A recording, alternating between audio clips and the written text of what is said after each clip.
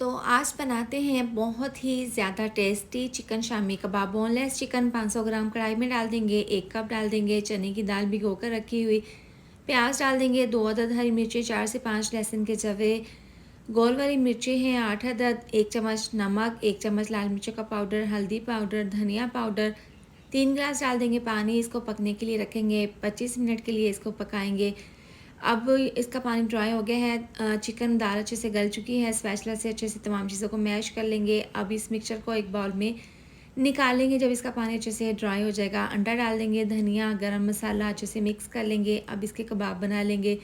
इस तरीके से किनारों को अच्छे से सेट कर लेंगे। इसके बाद अब तवे के ऊपर ऑयल को गर्म करने के बाद हम इनको फ्राई कर लेंगे 3 मिनट के लिए, एक साइड से और दूसरी साइड से 3 मिनट के लिए। दोनों साइड से जब अच्छा सा कलर आ जाएगा तो निकाल लेंगे। बहुत ज़्यादा टेस्टी चिकन शामी कबाब तैयार हैं।